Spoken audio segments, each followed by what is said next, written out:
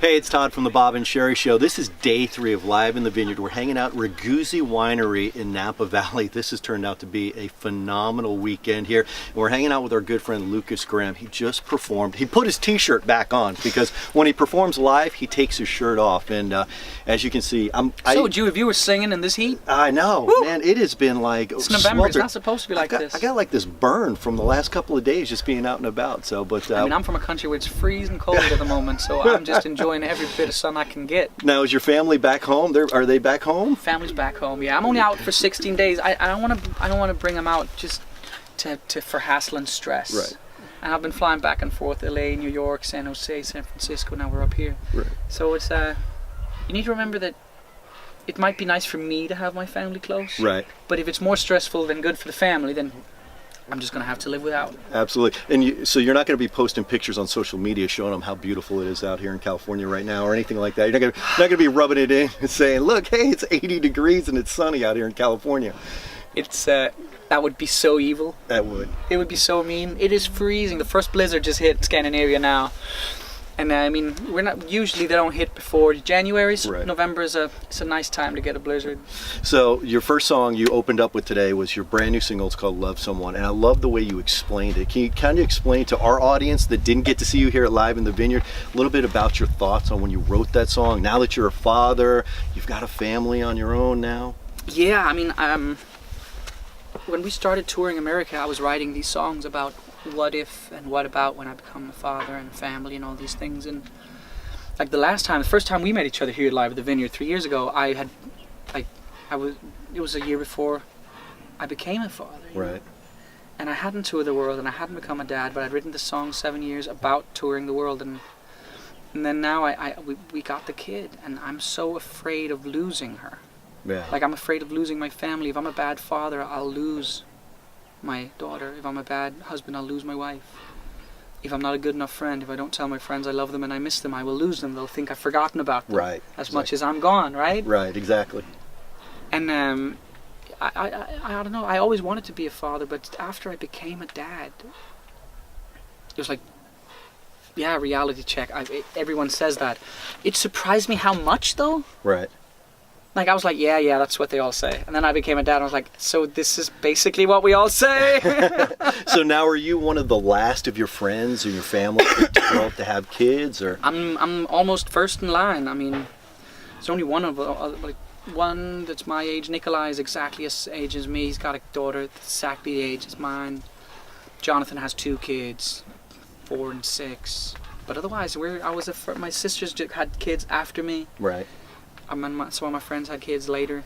But no, we're still, like, most of our friends don't have children. Right. People don't get kids very early in Denmark. Really? Well, I will tell you this, because I'm a father of 2. I've got one that's 19, I've got one that's 16. It never changes. You always think you're doing something wrong with those kids. And I tell you what, Isn't it weird? As they get older, expect this, as they get older, you get those calls. My son is the worst because he'll call me. He's 19, he's in college. There's no foreplay in the phone call. There's no like warm up, hey dad, how you doing? He's always screwed something up and I need to figure it out for him. So that's something you have to look forward to. I don't know if you want that. So he basically sending you the letter, like, no man, no fun, your son, and you're replying, too bad, so sad, your dad. That's right, absolutely. So you're a veteran of Live in the Vineyard, and today you got to play out in this very awesome vineyard. Amazing place. And the first time you played, you were in the Lincoln Theater. What's changed? When you came to Live in the Vineyard, when they booked you this time around, what were you looking forward to? Well, this time I knew that I was about to do the easiest promotion gig of my life, because that's what Live in the Vineyard is. Right. I mean, it's 12 and I have an amazing glass of wine. Yes. I'm done working. Right. The only thing I need to do is figure out what live shows and wine tastings do I want to go to for the rest of the day. Well, Bobby will take care of that. You just hop on the bus. She'll take it. It's yeah, I don't know, and it's eye-opening. Now we're in this vineyard where, like, all the vegetables they eat here, they're grown here. Yeah. Everything from the tomatoes to the eggplants to the salads and the squash. Well, when we were walking up, we were talking before we had the interview here. We were looking up the mountain up above us with the wildfires last year, and they became, what'd you say, 5 meters within the houses? Like, yeah, right up here. And I know Jim. He got on his is it like a forklift Bobcat kind yeah. of thing? He pushed the fire around, like he moved burning debris away from structures, driving around his. I don't know the name of it in English.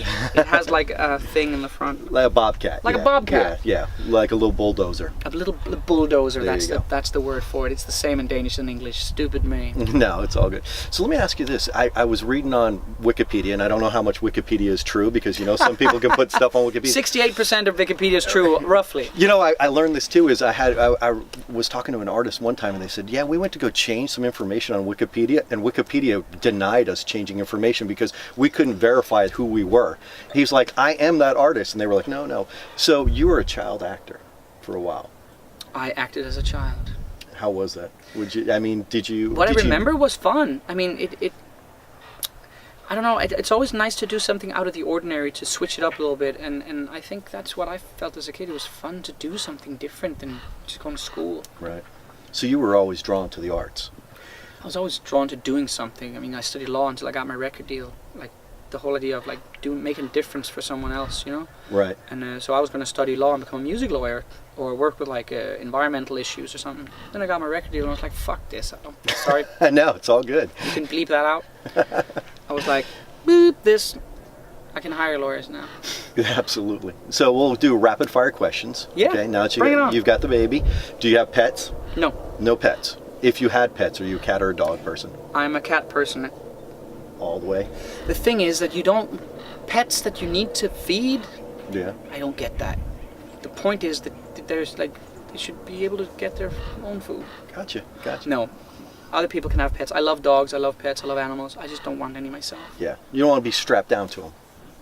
I travel for a living. Right. Like, I can't have a pet. Right. Gotcha. What are you binge watching lately? Are you big on TV? You binge There's a Danish TV show called Clown, which is like a mix of like The Office and Arrested Development. Uh-huh. So you're binge watching that? Me and the missus, yeah. But then now we have a kid, so binge watching anything doesn't really work. Now it's like, oh, let's watch one episode and go early to bed. Early to bed for you is what now? Now that you become a parent? Like you're done now. You're having dinner at 5:30 suddenly, right? The baby's in bed by 7. At 10, I'm done. You're wiped out. You're exhausted. It's so weird. You just get a baby and you just go to bed early. Right. Absolutely. It's not that I can still go to bed late. It's not that I have to crash, but my daughter gets up between 6 and 8. And you want to spend the time with them. And you don't want to be knackered when you get up at 6. No. What is knackered, by the way? Knackered, to be busted? Haggard? Haggard. Okay. Knackered. I got you. So that's the American. But knackered is also, a knacker is also like a hoodlum. A hoodlum. Okay. So like a ghetto boy could be a knacker. Gotcha. One of the rough boys from around where I grew up, they're knackers. Gotcha. So 7 years just not to like confuse with knickers. That's something. No, that's all different. completely different. So 7 years became this monster hit around the world. You came to America. You did every talk show. Tell me, which one was your favorite one? Was it James Corden? Was it Conan? Was it who did you like? It's funny that you mentioned James, because I feel that both James and Ellen DeGeneres, that what happened there, there was just like a natural courtesy of saying hello. But I think for me, James, because he's European as well, there was this connection. I'm Irish, he's English, it makes sense, we talk and it works. And then his parents were doing interview questions on I can't remember which TV, it was the Billboard show or the Grammys. There was one show where Jim Gordon's mom and dad were on the red carpet asking like actual press questions, and it was hilarious. Really? Yeah, so I think, but I don't know, everything is different. It's like asking, do you want like best Italian, French, or Thai food? It's like, that depends what you're in the mood for, right? Exactly. Because I have to say, I've been treated so well in all these shows. Like Conan O'Brien. Conan O'Brien. I'm mixing him up with an amazing fiddler actually from America. Tim O'Brien. Tim O'Brien. Right. Check him out. Okay, I will. Tim O'Brien, actually, he revived a lot of Irish music here in America by checking up on old tunes that people weren't playing anymore. Legendary guy. I'll have to look into him. And his sister Molly, what a voice on her. Absolutely. Well, this is Lukas Graham. We've taken up enough of his time. We're hanging out. This is Regossi Winery.